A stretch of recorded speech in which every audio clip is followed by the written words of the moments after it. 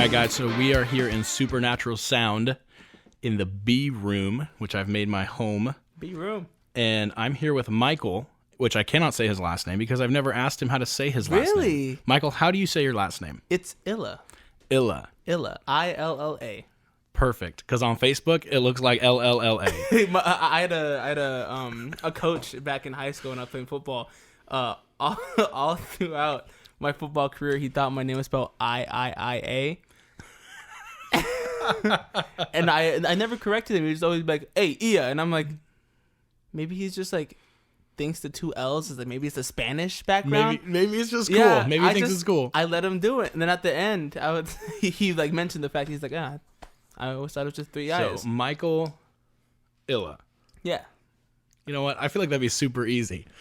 But in my head, I keep psyching myself out every time I go to say it. I'm like, just think vanilla, see, I'm thinking like Mykel Makilla, like my dude. Like, no, that totally makes sense. I always have a mild like I get like not embarrassed, but every time I give out, because I made a personal account for like when I did acting and when I first started doing booking for Delta Avenue.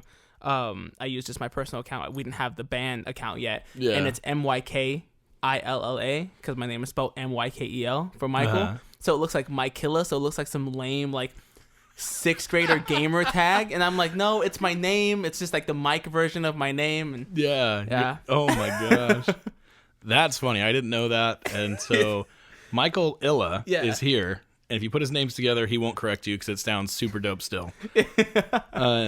So this is the podcast Music in the Northwest, where essentially the goal is to just bring people that are doing awesome stuff in the music world, producers, engineers, mastering engineers, whatever you're doing. If you're in a band, if you're writing your own stuff, if you don't have a band, whatever, if you're doing cool things, we're going to bring you on the show. And we have the bass player for Delta Avenue. Woo. He's an actor extraordinaire. Oh, shucks. And this dude has dreads more beautiful than Captain Jack Sparrow himself. Oh, thank you. They're not quite as long as his, but they'll get there eventually. They're tight, nonetheless. Like, I'm digging it. So how are you? Like, today, in general, in life, how you doing? Life? Actually, here, let's tackle it shortest to longest. Today, I'm doing pretty good. I'm excited. I was excited to be here. Super stoked about this. I dropped my coffee on the way in. That was a bummer, but luckily I work in coffee, so I could get another one for free. So I just drove back and grabbed a new one. But today's good. I got today off work. Yes. You asked me to come here. That was super baller of you. That was nice of you. I'm excited to be here and doing this with you. After this, I'm probably gonna go buy some music stuff actually, and then we're gonna start recording another demo tonight.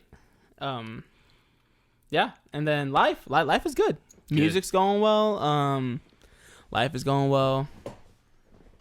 Work is going well. Yeah. I can't really complain right now. Hey, that's a good place to be. That's a blessed place to be. All right. So, man, that's so cool.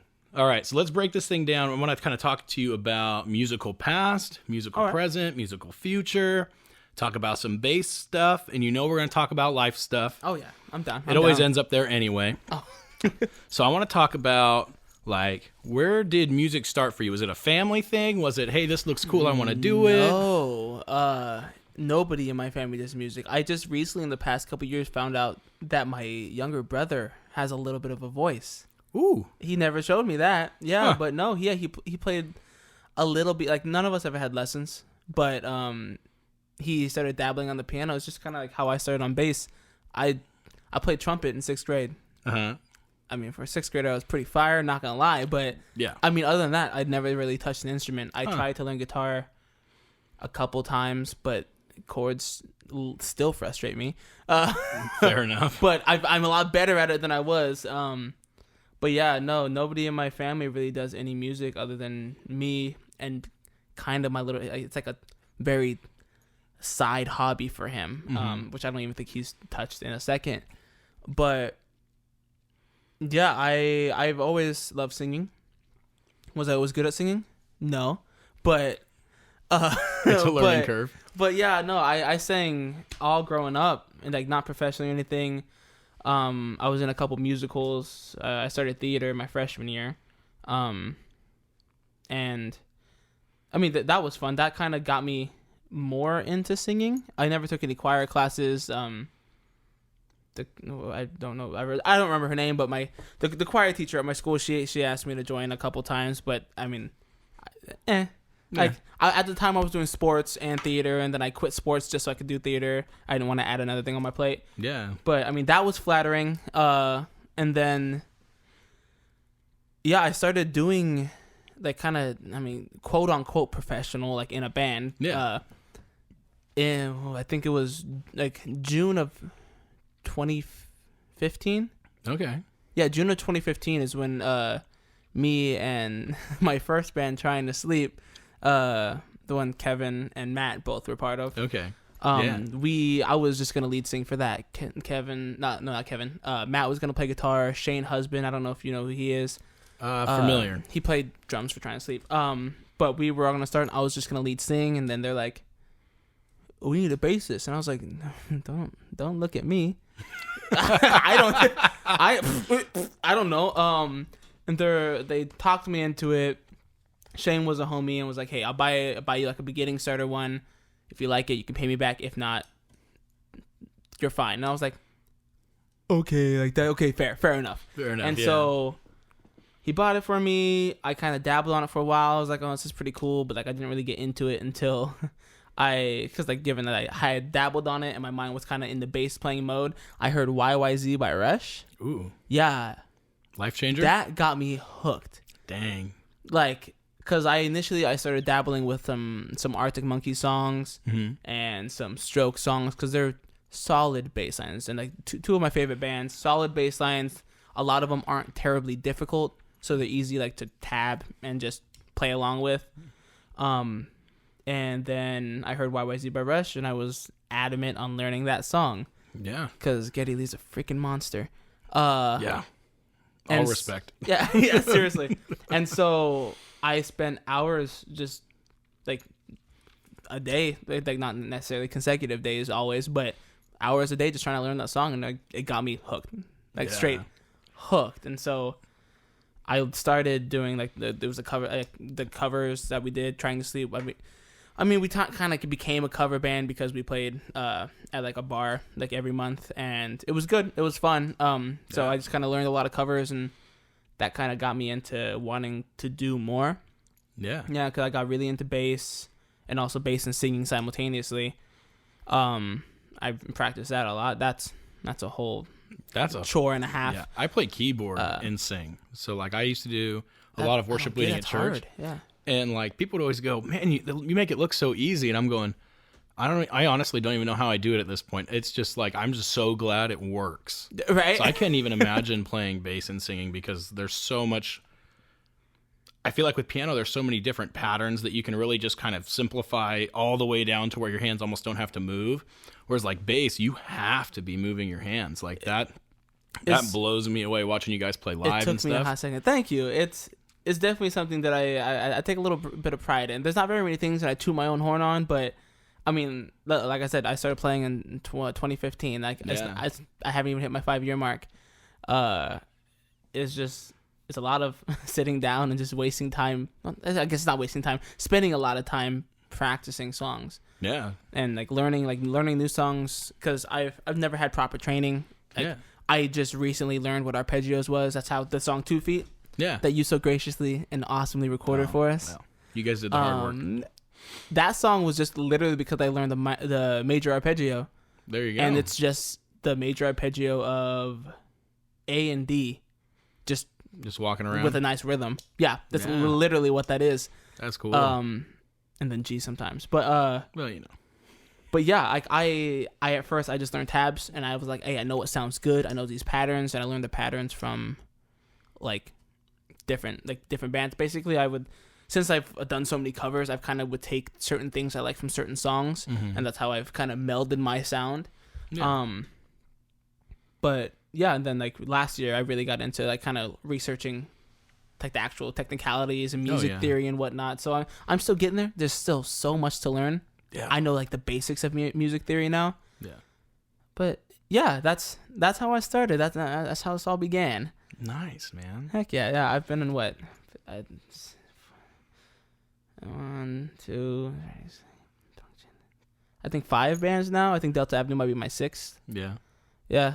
Delta Avenue is crushing it, man. Thank you. You guys, like, it's so cool to kind of follow you guys, and definitely a privilege to work with you guys. Thank From you. an engineering standpoint, like the growth you guys have even done, even just watching you from one studio session to the next, you could tell you guys are grinding, and it sounds, it's coming through your sound really well. Thank you, it man. It sounds good. I appreciate that. It's definitely every time we hit the studio with you, it's gonna be a little bit better. Dude, I'm so excited. You guys are killing it. Thank you, brother. I'm loving it. Let's go back to theater. Oh, okay. I want to know some theater stuff about you. Okay. So, what was your big role? My big role. Where for you went, I actually worked hard for this role, harder than anything else. And I got on stage the most. This was my thing. This is like, if someone were to say, give me your one accomplishment, I want to know your one accomplishment for acting, if you could hang your hat on it. There's two. There's two that I was saying. They're the last 2 that I've done. I haven't done a production for 2.5 years because I've been doing so much music stuff, and when it comes to plays, you gotta dedicate certain days a week, which are generally days that we have practice towards it, and then that is also several weekends that you can't do because you have performances. Heck yeah. So I mean, I've been thinking about getting a guy just emailed me actually because he wants me to do it's an interesting concept. It's like you have rehearsals, there's I think a month and a half or 2 months of rehearsals, and then there's just one show. Wow. And it sounds interesting. And he sent me the script a couple days ago, and I told him I'd read it that night, and I completely forgot, and I need to get back to him and actually read it. Anyways, I'm a flake. Anyways, I did Picnic by I think David Ives, I think is the writer of that, and it's an older play. It's like a classic. But that was, I would say, my biggest role. Because I was the lead, so it was the first romantic play I've done. It was a romance, yeah. I had my first onstage kiss. Man, do you cuss? Can we cuss in here? Or is this like a no cuss zone? Keep it PG-13. PG-13. All right. That crap was awkward at first. Oh my gosh. Oh man. Yeah, I can imagine. Oh my goodness. Yeah, and it wasn't just like a peck. It was like there was like 2 like straight up. Like, you got to get into it. Yeah, and so that was that was interesting. Yeah, I was partially dreading that. Like when I got the role, I was like, dope. But I read the script, but I mean, we got through it. We're professionals. I got through it, and I mean, it was fine. Like after a few rehearsals and whatnot of going through it, it was fine. But that one, I would definitely say, you have to like detach the emotions from the action. Yeah. And that's something that usually we don't do. Yeah, it's crazy. That's crazy. You got to detach the emotion from the action, but show the emotion. Yeah, that's crazy. Yeah, because you don't want to be cheesy or awkward or have like a weird, gross kiss scene where like the audience is like, "What's happening? Like, oh God, oh no, stop!" No. Yeah, yeah.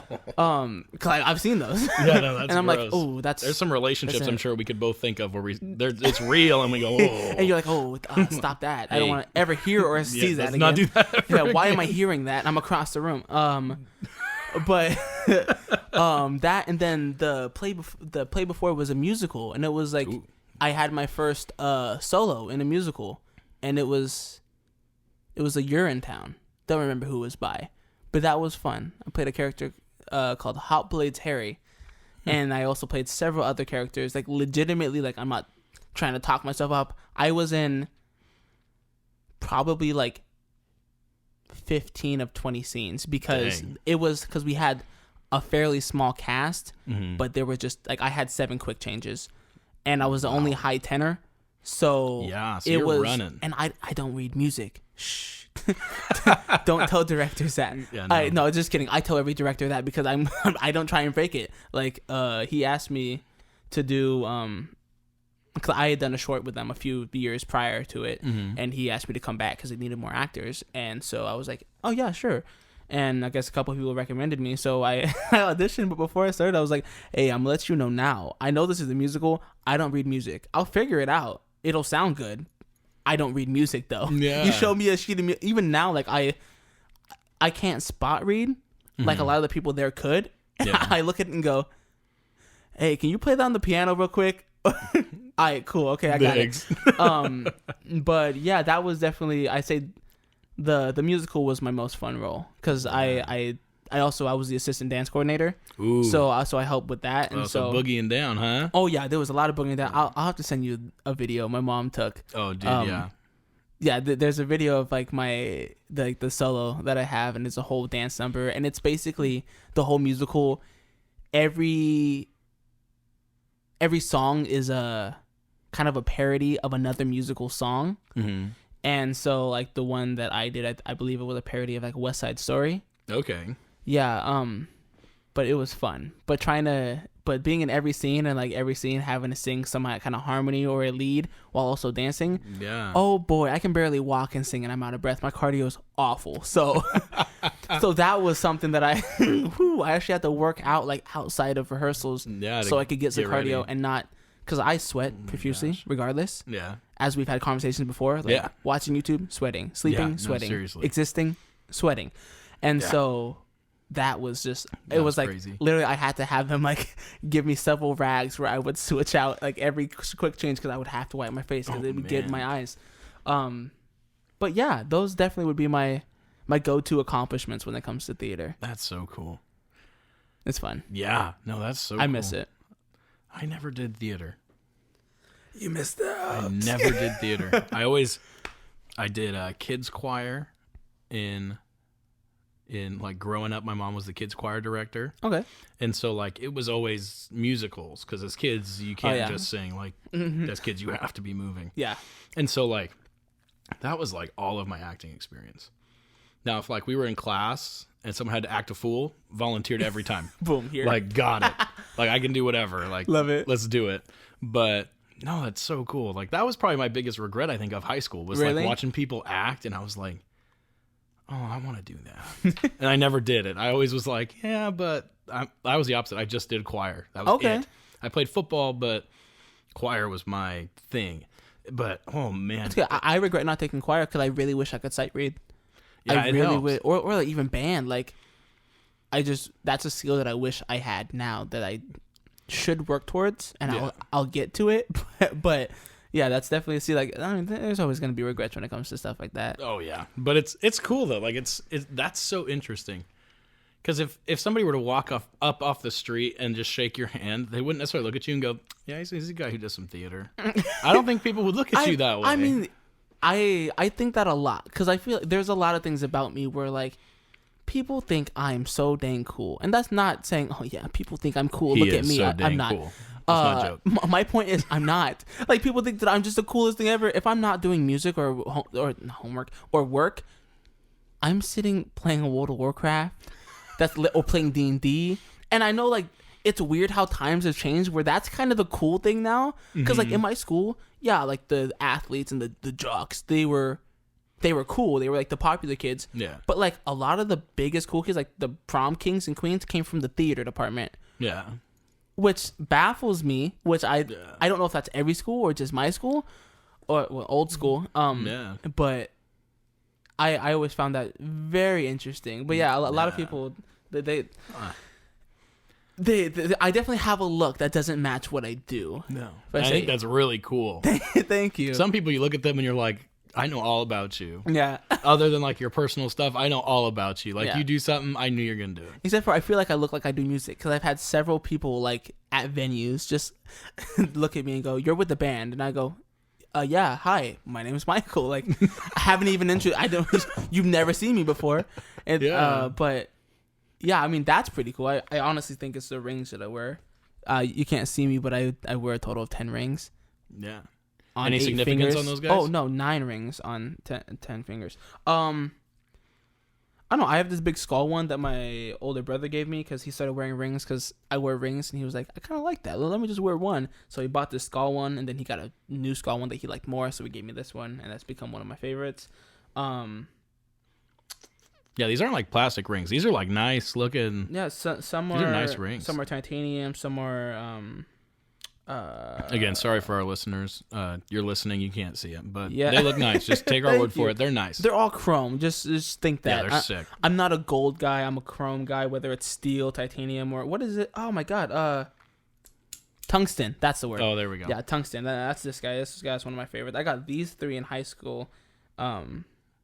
Actually, an ex got me one of these, and it's one of those things where it's like I've worn it forever, and it's not like I'm like, oh my god, my ex. It's just like it's a nice ring that I'm not gonna toss. It's like the sentimental value is this is a sick ring, not who gave it to you. Yeah, exactly. Yeah.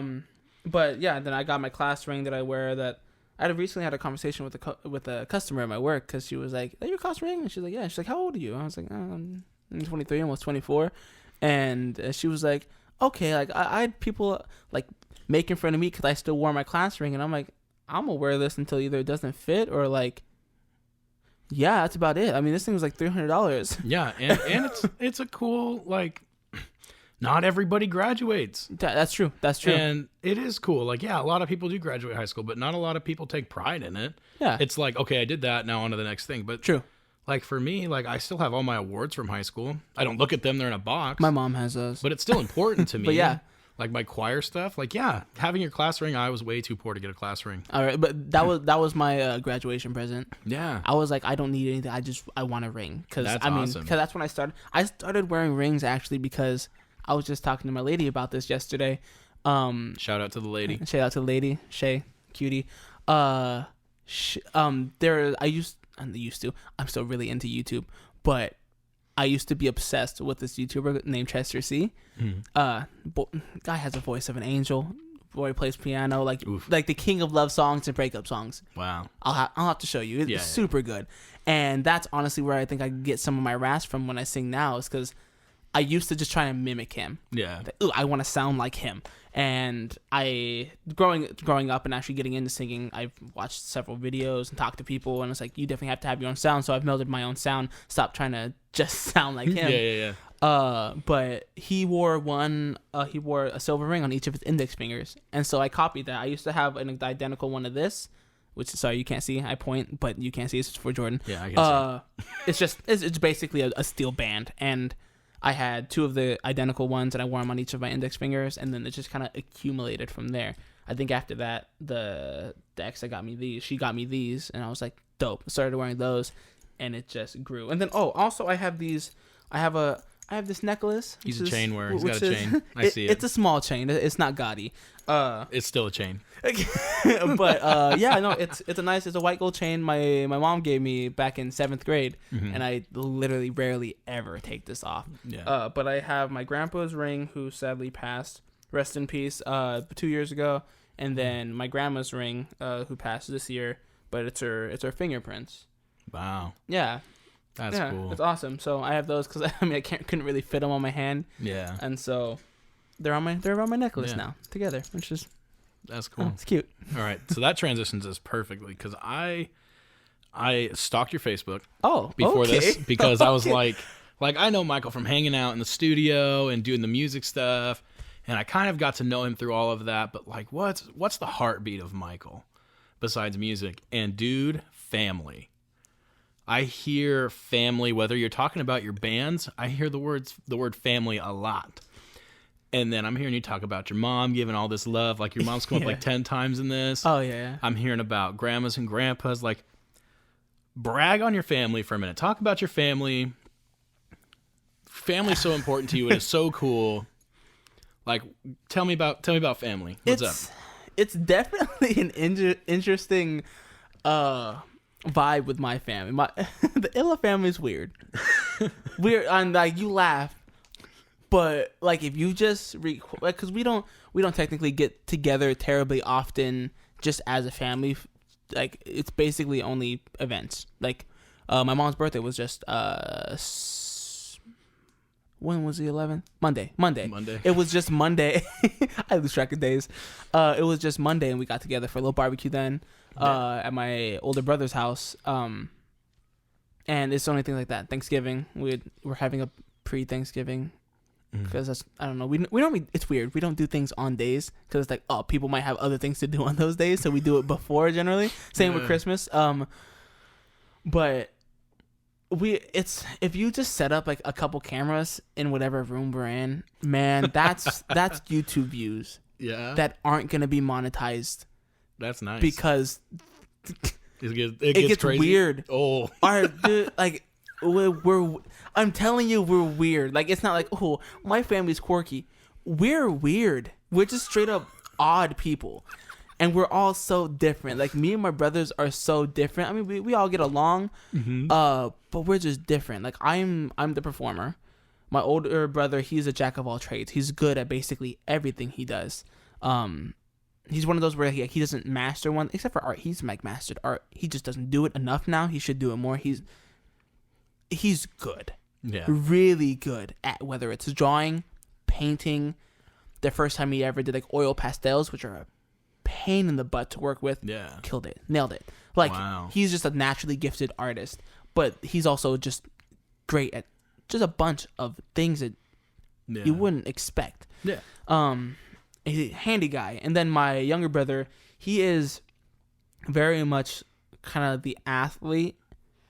Growing up, he was definitely a better athlete than I was. But he's also a very driven guy. Like, if he really wants something, he works for it. And it's super dope.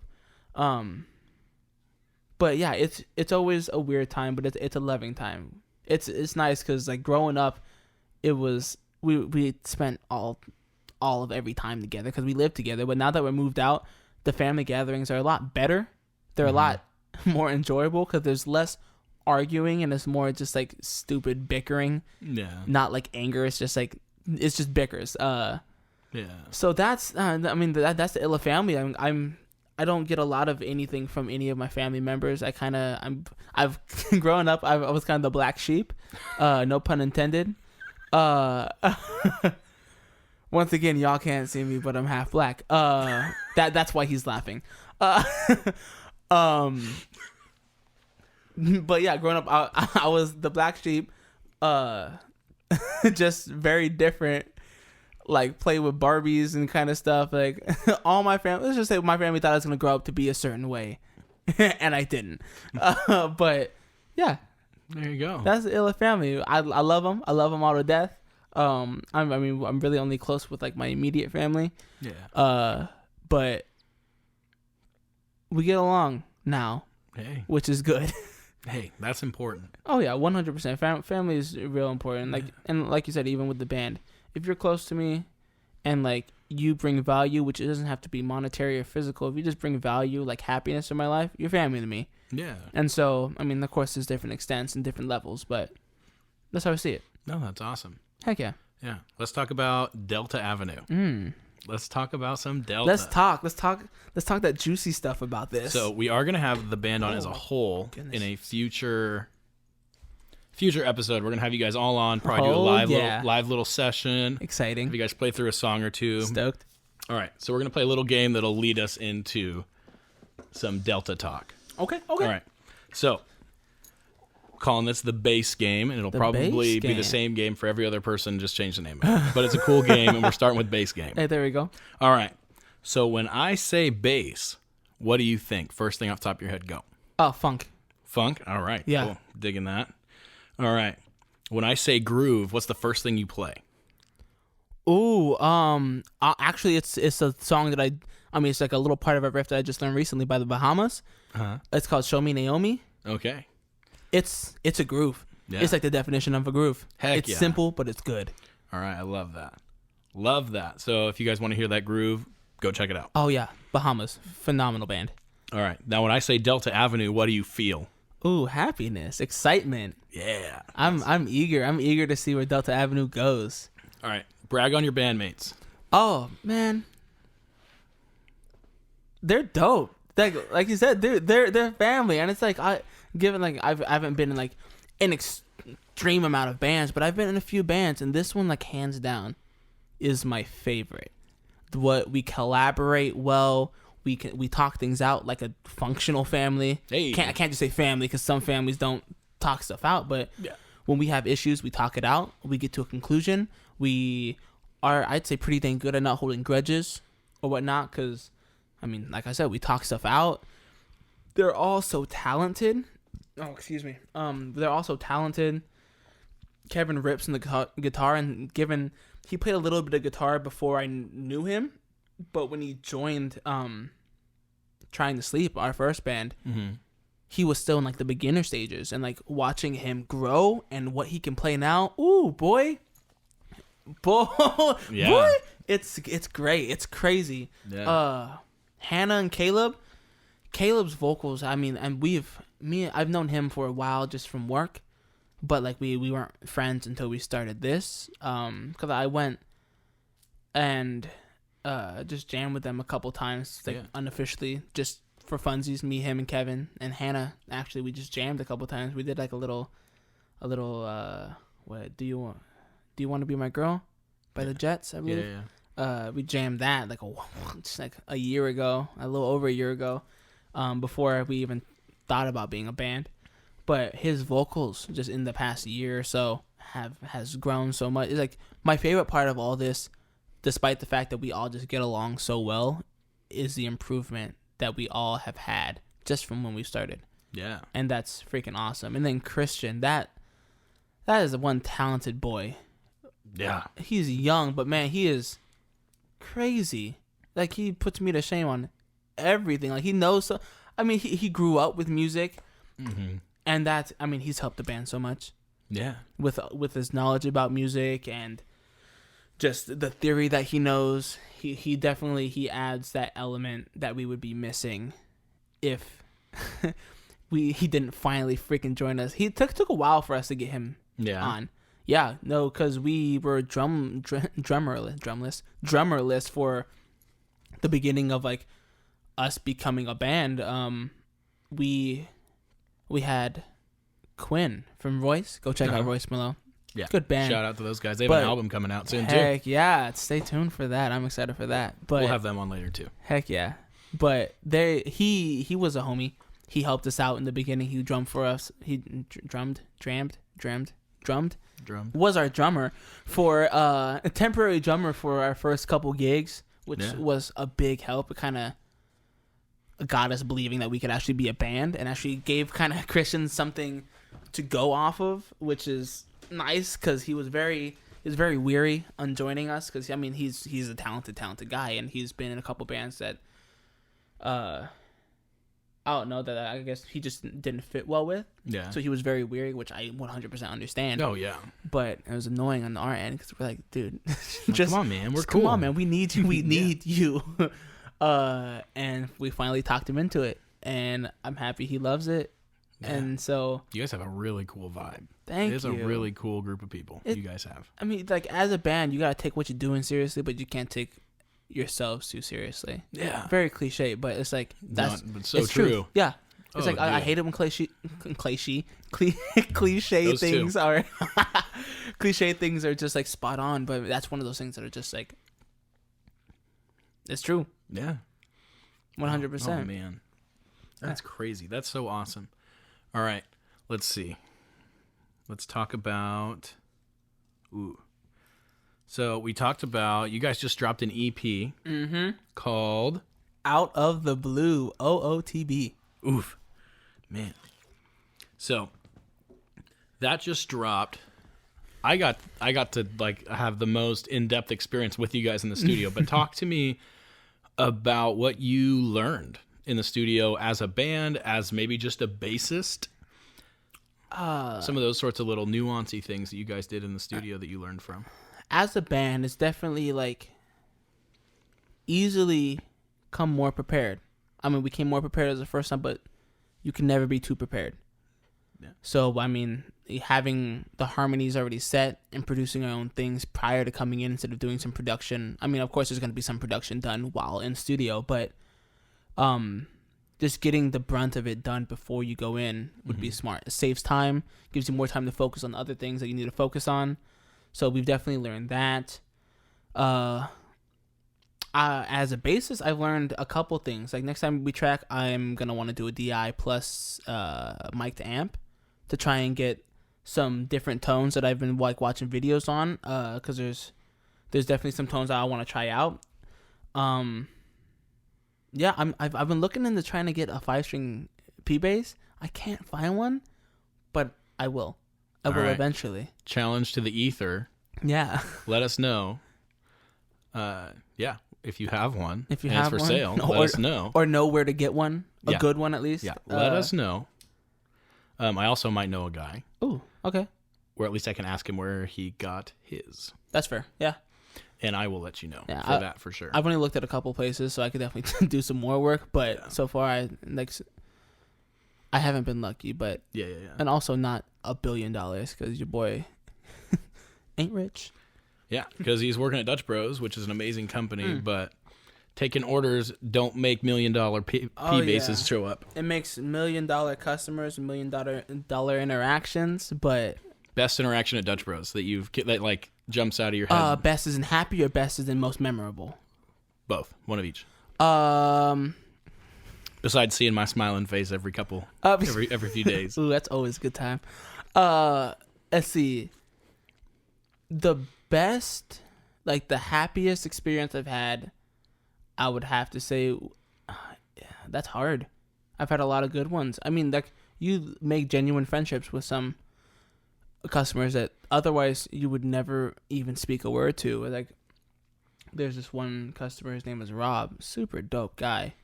One of my favorite dudes. He just comes through, and now we joke like we're homies. Like we're just bros that hang out. He sees me texting him at the window. He makes some kind of like inappropriate comment towards me, but it's just like out of a bromance that we've somehow established on just like through taking his coffee order. And he's invited me to several. I mean, we haven't been able to because like either I'm doing something or something. But he's invited me to several family dinners. He wants me to meet his family. He's like, I would say he's definitely probably my happiest. I always get super stoked when he comes through. There's also been just some crazy experiences like crackheads or like just some crazy people that come through. Like this one woman just like screaming about like knowing the future and being friends with God. All those time travelers. Oh my God, it's like stuff like that, and like it's gotten better over time. Like it's weird. We used to be like the hangout spot for like crazy people. Yeah, and it's like no shame to them. It's just like they just kind of like a little bit disruptive sometimes, and it's like, yo, leave. It's like unless you can take the order from the car in the back of the line for me, that would be awesome. Yeah, exactly. Like just tell me what they're thinking. Yeah, and I'd appreciate that. I'll let you stay. Yeah. But yeah, no, like they and oftentimes they won't come up to a walk up. They like walk through the drive-through, and I'm like, all right, okay, yo, can you walk around?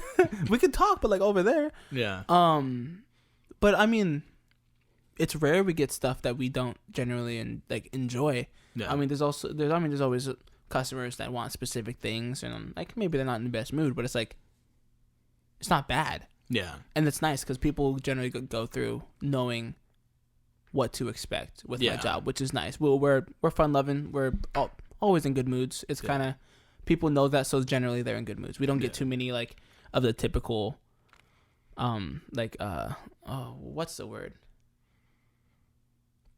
When you work like a clothing store. Like those quote unquote Karen people. Yeah. Come in. Where's the manager? This is bad. Exactly. This is bad. Yeah. Well, we don't get very many of those at all. Like I've been there for almost 4.5 years now, and there's I could probably count on both hands like the amount of people who have generally not enjoyed taking their order. Yeah. Which is nice. That is really nice. Yeah. That is. And also, fun fact about my job: everybody in Delta Avenue works at this establishment, which is a fun little fact. Yeah, so you can not sponsored though. No, not yet. Dutch franchisees, let's get something going. Here at the studio where we're hanging out, there are some spots where coffee can definitely be happening. So yeah, if Dutch Bros, if whoever you are, if you're a franchisee, you hear this. A lot of your employees at the OC Hilltop, right? Is that what you guys call Hilltop it? Beaver Creek. Hilltop Beaver Creek stand. Records roll through this building. Oh yeah. So it might be kind of cool. Just saying, Dutch Bros, if you do a little connect. Yeah, because your boy needs coffee when he's working on all this music. Your boy needs to be awake. Yeah. 3-month-old baby means daddy ain't sleeping. Yeah. How's your baby doing? Baby's doing great. Baby's doing great? He is so big. Man. So big. And it's crazy because usually babies like at this stage, he's like 3.5 months old. Usually at this stage they start getting like really fat. Mm-hmm. And like he's just getting longer as he's getting fatter. And so he's like the most proportionately cute little kid. Oh, that's so cute. And He doesn't have like a little chubby arm fats. He has like a little bit, but oh my gosh, I see some of these kids that look like the Pillsbury Dough kids. Oh my gosh, yeah, it's like straight up like Stay Puft Marshmallow kids. Exactly. And no, my son's just like, I don't even know. It's just, he's such a blessing. Good for him. Hopefully he keeps that kind of growth throughout his life. Yeah, he doesn't look like me. That'd be great. Oh, yeah. You're the worst. But no, he is doing so good. He's such a good kid. Hey, yo, I'm glad. Love the heck out of him. Good. He's so cute. I would hope so. I'm just kidding. Well, you know. You never know these days with those kids. All right, so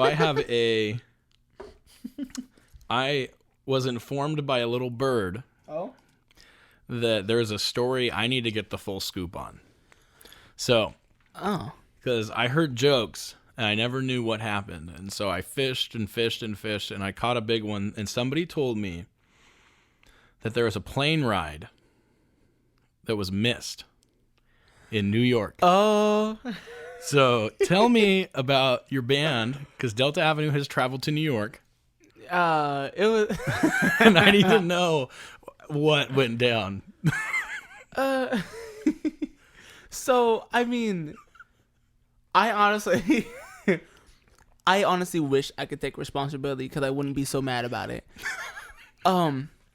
We get there. I have the emails for the tickets because I bought tickets for all of us, and they just paid me back. So they were emailing me about it. Mm-hmm. I don't remember what airline. I won't name names. Because I can't think of the name. Unless free tickets. But, yeah, unless free tickets, and I'll shout you out.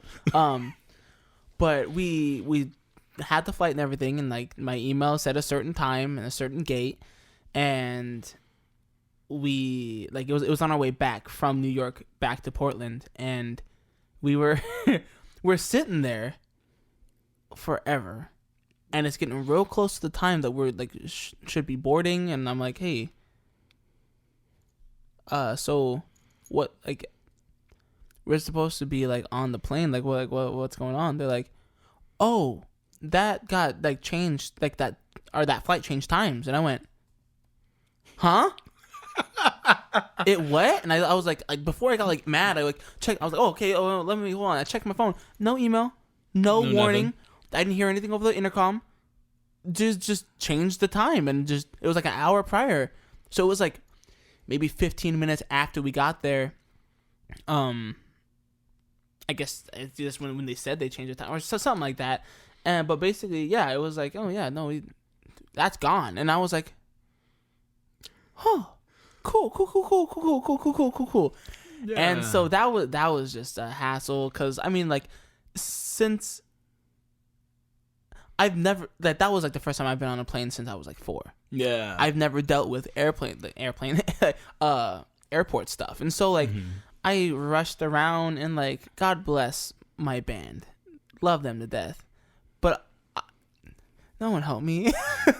I was just doing all the talking with people. I had to like call, like do one of their gross like little phones that I feel like everybody's face goes on. I'm not a germaphobe, but it grosses me out. You know how nasty that. You don't have to be a germaphobe to know how nasty that is. Yeah. And so I had to like call one of those and talk to somebody on like a line that was way too quiet, and there was a bunch of what was that? Can you repeat that? And yeah, it was just a pain, but luckily like initially the woman at the desk said like, oh yeah, the next flight isn't until like 2 a.m. and I was like, no, what? That's not fair.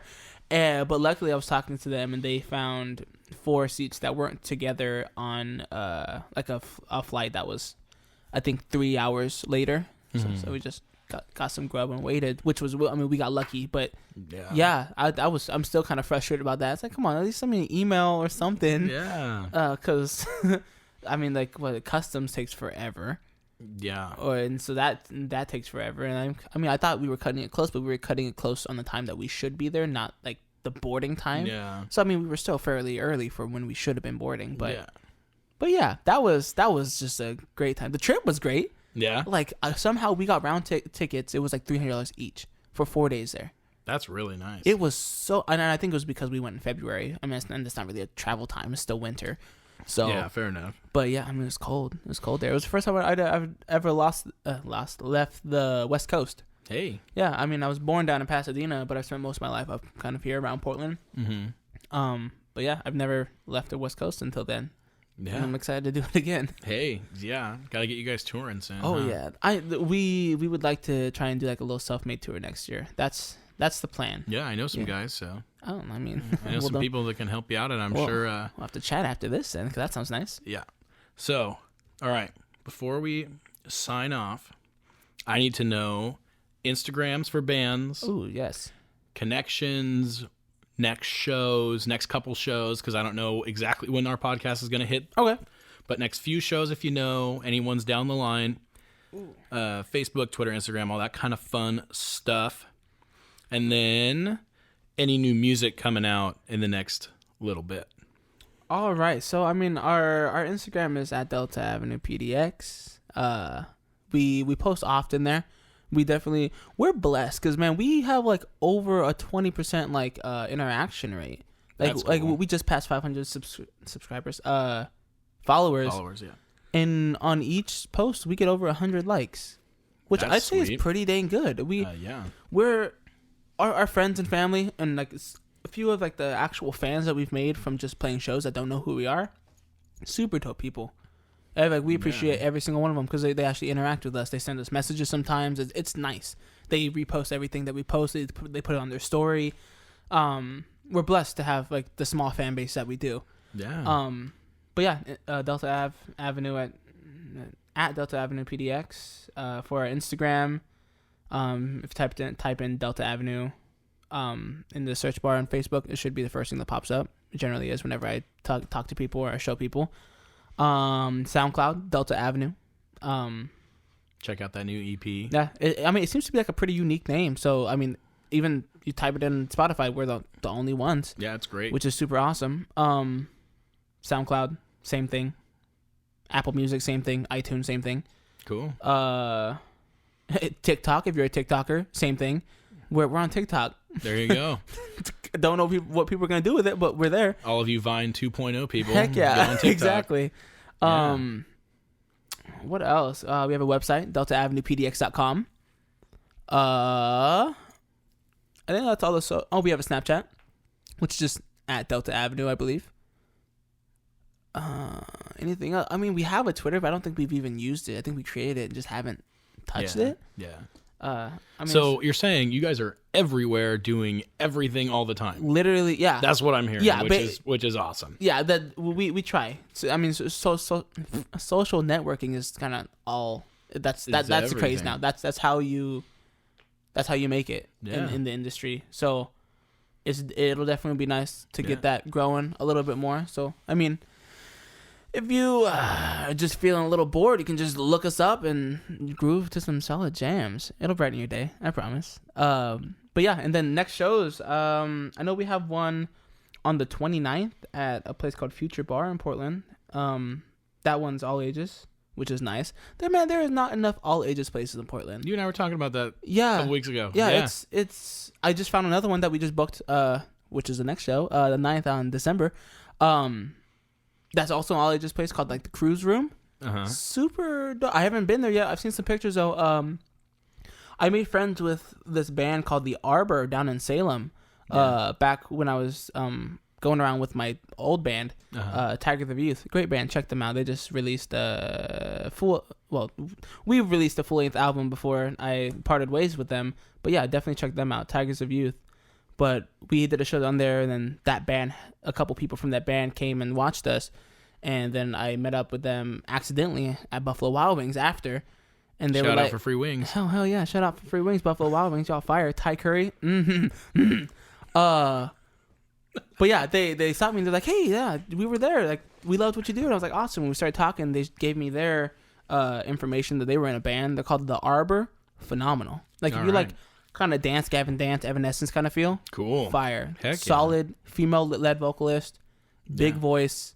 Yeah. Crazy licks. Solid bass solo sometimes. Not enough. There should definitely be some more bass solos. Yeah. But yeah. There's never enough bass solos. Let's not even joke. Oh, amen to that. Yeah, where was I going? I went on a tangent. Sorry. No, it's okay. I was going tangents. Yeah, it's okay. Shows.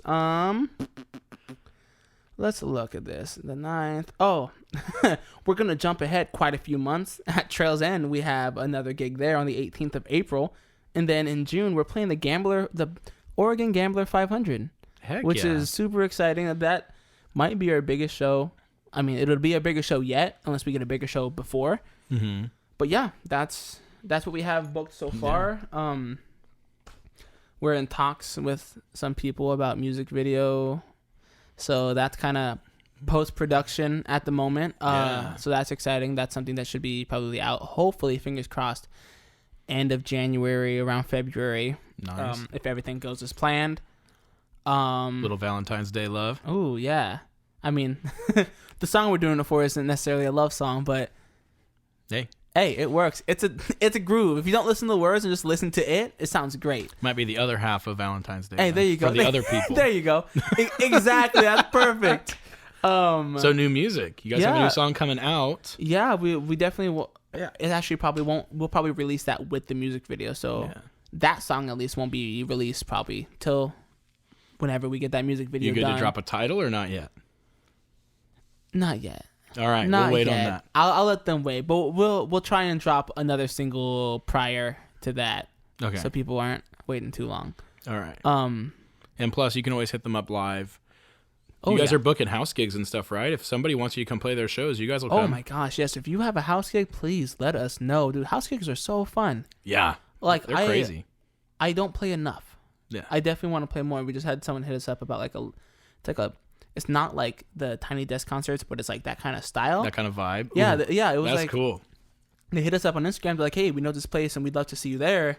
And so I emailed them, still waiting for them to respond. But You're like, that would be dope, yeah. And then I just messaged another one because I love that live feel, that like live, because you can have like a studio version, and that can be dope. But I've heard a lot of studio versions where the live performance is just whack, yeah, and we're boring, and it's like that kills it for me. Like if you don't know how to perform, it kills it. It kills it because I don't come to watch you to play, like just to listen to you play music. I come to watch you play music. Yeah. And so, but yeah, like that I feel like getting those kind of live feel videos will definitely probably boost us up there, and people will be like, oh snap, they sound good live. Yeah, we can definitely have them here. So Yeah. that's the thought. Hopefully that's how it works out.